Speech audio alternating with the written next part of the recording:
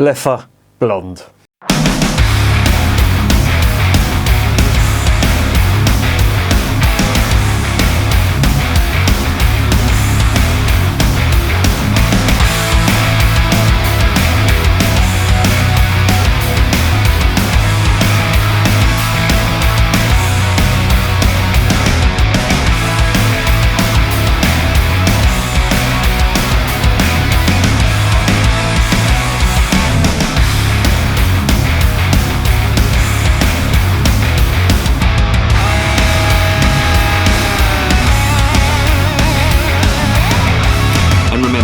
Life is too short to be drinking shitty beer. Welcome to another edition of Bands, Bikes and Booze Reviews. This is one I thought I'd done a good while back, but a kindly subscriber whose name escapes me now, you know who you are, they pointed out they couldn't find the Leffe review on the channel. And I did a search and guess what? I couldn't find it. So here we are now. This is probably the most well-known blonde in the United Kingdom at the moment. Certainly the most well-known blonde Belgian beer, and arguably the most well-known Belgian beer in the UK. And it's brewed by the great Satan themselves, ABInBev, and you get everything that goes with that.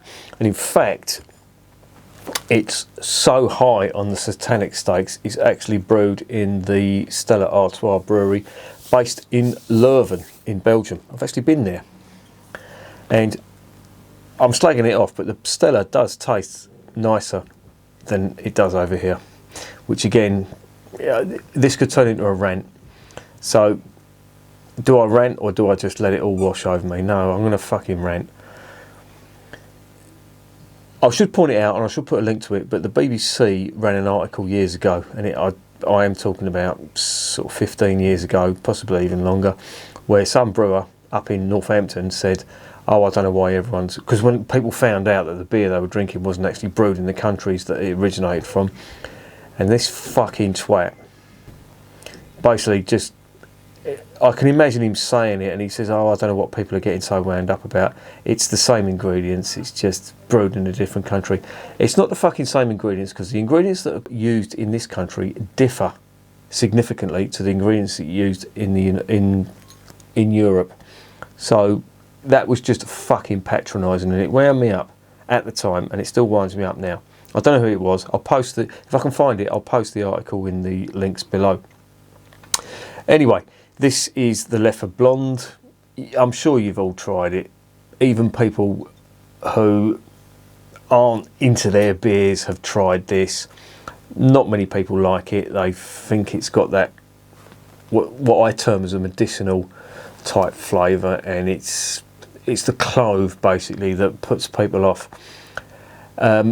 To be honest, I'm not a fan of this beer, and I've tried it numerous times. In fact, I've even done comparison videos on the channel with other Belgian blondes, and I use this as a reference to certain blondes that I try, and it's not going to be a good review, put it that way. And there's a couple of reasons. I'll get onto the ingredients in a minute. The ingredients are a massive blocker for me when it comes to liking this beer, but another thing as well, and I'll mention it here, is the whole fucking Abbey bollocks that they promote on this, right? Let me tell you about the Abbey that this is. Leffe was actually an Abbey. Now that's something a lot of the other brewers that in Belgium that, you know, make a big thing about the whole Abbey beer and stuff like that. The whole priest and monastic marketing they put on their beer. I usually use a rule of thumb, and it's not always accurate. I'll say St Bernardus, they do some good beers, but if any brewer is massively promoting the monastic credentials on a beer from Belgium, I usually need to delve a little bit deeper. If you look at the genuine Trappist brewers, none of them, and I do mean none of them, because it's going through my head now, none of them make a big thing about being Trappist brewers. There's no pictures of monks on the front of it, there's no pictures of the Abbey on the front. It's just very, very conservative labelling and conservative marketing. because they're so good, they don't need to market it. I find these wannabe monastic brewers need to push that because it's marketing, but basically because they're promoting an inferior product, in my opinion. But there you go, rant over. But let me just tell you about this brewery. It was actually a monastery, and it was founded in 1152, so it does go a bit of a way back. But it was destroyed in 1460 from a flood. Right? They rebuilt it, and it was destroyed by fire in 1466, which would make me think a bit of an insurance job going on there. In 1735, troops, I think it were French troops, were stationed there, or were they Belgian troops? I can't remember. No, Belgium wasn't a country, so it would have been French. French or Dutch troops, can't think which ones, but they were based there, and they basically totaled the place. You know, soldiers do what soldiers do. And then in 1794, the French Revolution, because it was part of, I think it was part of France at the time, or it was certainly a French-speaking part, they abandoned the monastery. And for nearly 100 years, that monastery was just non-existent. And then in 1905, some monks returned, and the monastery sort of came back again. And then Q 1952, there was a Belgian brewer who was brewing the beer, because they didn't brew the beer in the monastery. It's so fucking tenuous, this link, and they make a big thing about it. I mean, they've got a picture of it there, and this has never seen the inside of a monastery, so just get that idea out of your head. It's brewed by the great Satan, ABInBev. They took it over in, what was it, the 2000s or something like that. Well, it was Interbrew who took it over initially, and then when Interbrew got taken over by ABInBev, that's Anheuser-Busch, then that was it, and they still brew it now. So with that in mind, let's investigate what's in this beer.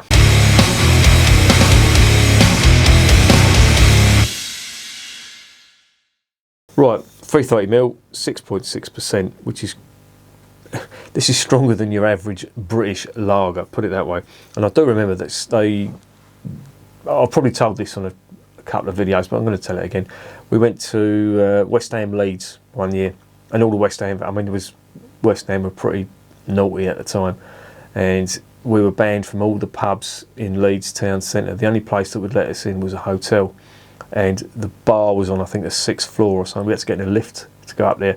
But a lot of the West Ham fans didn't know, and they ended up in some backwater in Yorkshire and ended up fucking smashing that up or whatever. But me and a few mates who I went down with, we sort of researched it, and we ended up in this hotel, and the only beer they had was Leffe. Don't ask me why, but the lagers and the Guinness, there was no Guinness on at all. So we ended up drinking 750ml bottles of this, and we came out absolutely fucking roaring drunk. And I did take something away. When this is cold, it's drinkable. When it gets a little bit warm, at the time, I'm going back now, over 20 years, it wasn't fucking nice. And I've drank it since then, and I haven't got a high opinion of it. So I'm going to review it just for the sake of it. But the ingredients on this, and I want to read them out. It's got water, barley malt, corn.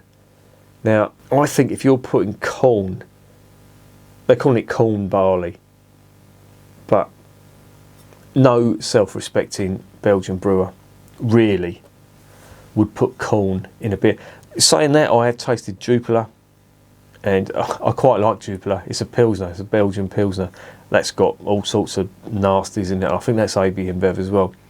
But this has got fucking corn in it, and yeah, it's got the sugar in it. And you know that is not candy sugar, that's some kind of fucking refined sugar. And it's got hops. Well, them hops are going to be hop extracts. So yeah, and if there's any hops in there, it's going to be minimal hop extract.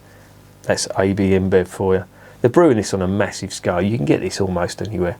Most supermarkets sell this, and most people think this is what Belgian beer tastes like. Oh, wow. The things I do with this channel.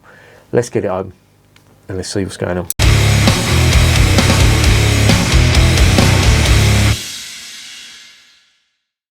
Right. Now, I am going to be drinking this out of a Leffe glass. And the reason I've got a Leffe glass, I would never have bought this, but Lucy's daughter bought me this for Christmas, thinking, oh, he likes Belgian beer, I'll get him this Leffe. And I have to say, the glass is quite nice. It's got, if you look at it, that is quite ergonomic. It does sit in the hand quite nicely, but yeah, that's about as far as it goes. So let's get it into ye olde glass. Carbonation's wild on that. And look at that.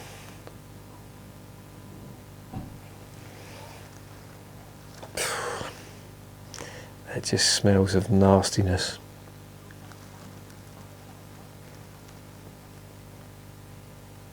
It just smells of macro brewed. There's sulphur there.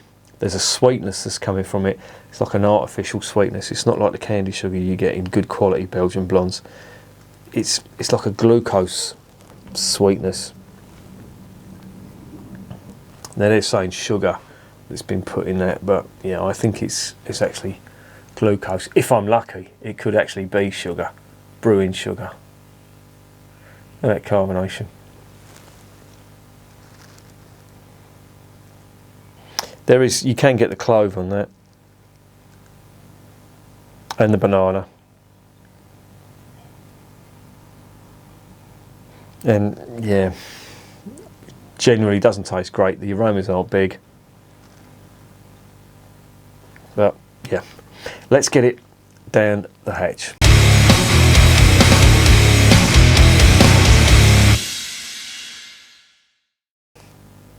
Bottoms up.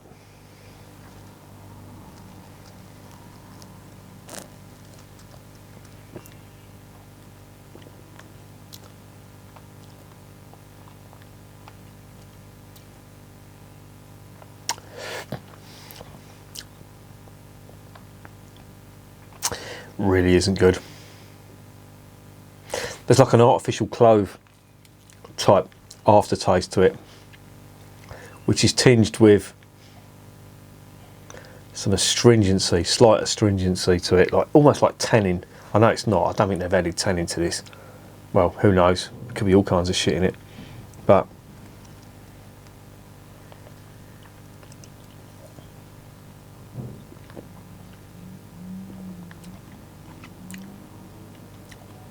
it's just, there's just a sweetness to it that runs through it, and that artificial clove flavour is cloying, and not in a good way either. I'm really not enjoying this. And it's not just because it's brewed by ABInBev, because Jupiler is brewed by ABInBev, and I like it. It's not the best Pilsner, but it goes down quite nicely. I've drunk it on draft, I've drunk it out of the bottle, and I would do so again, but this,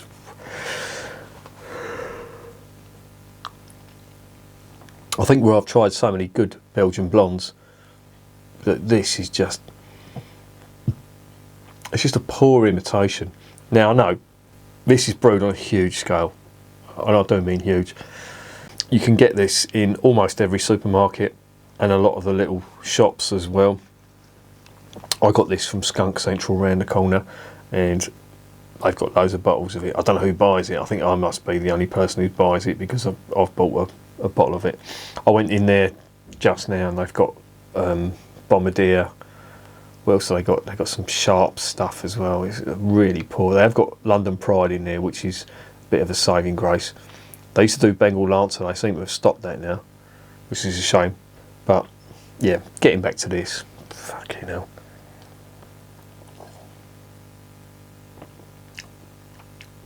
It's just sickly sweet, and I really don't like it.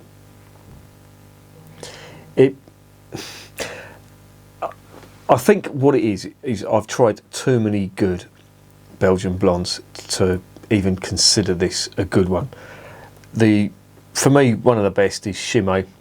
That for me is one of the best Belgian blondes out there. It's fantastic. The Straffer Hendrik stuff, that's fantastic and all. And St Bernardus blondes, I could reel them off. Honestly, there's so many good ones.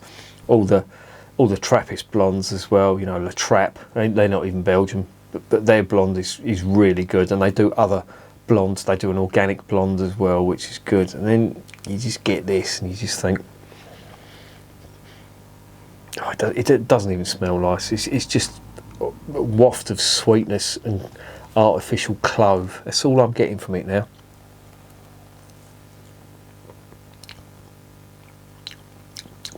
And it's just not nice.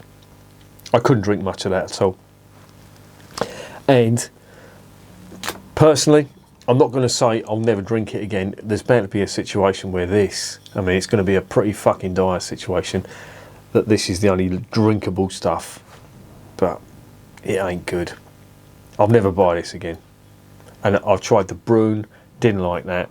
I tried the, not a framboise, it was like a fruit beer that they do. That was disgusting. If you think this is sweet, that was even sweeter. That was vile stuff.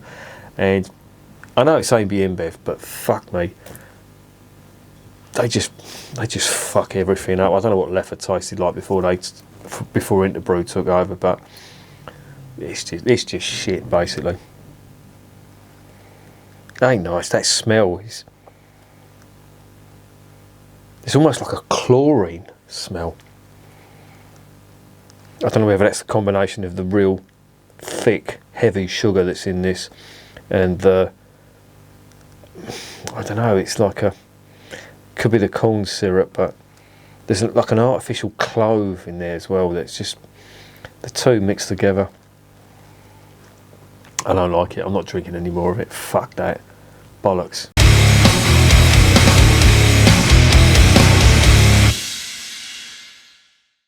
So what's the verdict on Leffe Blond? Well, funny enough, it's not the worst blonde I've tried. I think the Postal blonde was the worst, and I compared the two, and this was better, and I blended the two, and it was, oh, that was disgusting stuff. That was really vile. But I don't like this. I really don't like it. I'm going to give it, I'm going to give it a 2 out of 10, and I'm being fucking generous with that too. And I would just say to you, even if you're in your local Tesco's and you fancy a Belgian blonde beer, I would, if, I don't know, you know, what locality you're in, but if there's a Marks and Spencer's, they're doing the Saint-Fignon stuff. That's really good. They do a good blonde. Go for that. And there really is no need to be drinking this stuff. If you're serious about your beer, then Leffe Blond isn't. It's like the Carling Black Label of Belgian beer. It's fucking shit. And I'm being generous with that too. I really am. I won't be buying it again. Can fuck off. Yeah, bollocks to you, ABInBev. Fucking rubbish. That's going to go down a sink. And I'm going to give it a 2 out of 10. I'm definitely not going to recommend it. Don't buy it. There's better blondes out there. If you think this is what Belgian beer tastes like, then fucking forget it. It really isn't. There's so much more better beers in Belgium. In fact, probably every other Belgian beer apart from Postal. There you go. And remember, I'm drinking this shit, so you don't have to.